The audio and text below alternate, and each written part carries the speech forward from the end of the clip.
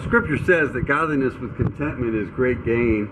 So we like to be thankful and appreciative of whatever fish we catch. And this fish here, though it looks a lot like a speckled trout, is actually a sand trout, sometimes called a white trout. Very similar in taste and quality to speckled trout, but just not as popular.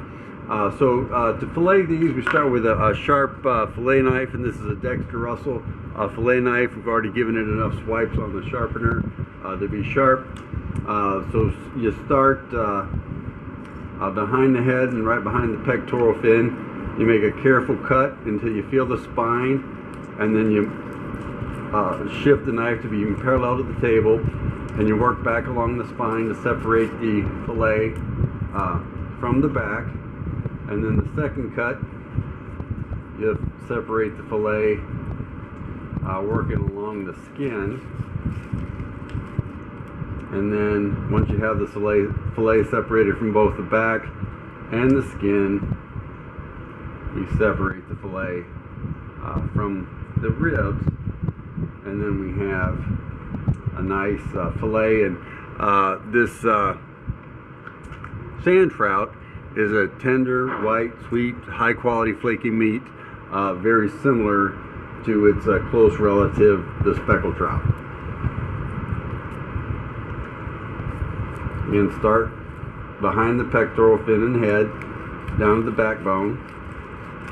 Then you work along the backbone toward the tail. Wasn't my most graceful flip ever. Flip it over, and then separate the fillet from the skin, and then cut out the rib cage.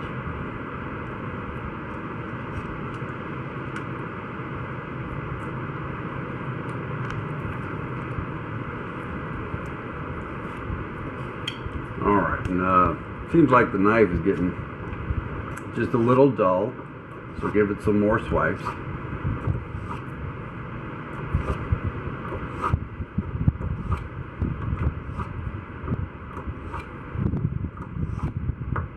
Once again, you start right behind the pectoral fin, make a careful cut down to the backbone, and then turn the knife, work along the backbone, separating the fillet from the backbone, and then separate the fillet from the skin, and then cut out the rib cage. Nice white trout or sand trout fillet. Note I'm always working the knife with my right hand because I'm a righty, holding the fish with my left hand, and always pushing the fillet knife away from the hand that I'm using to hold the fish. Separate from the backbone, separate from the skin.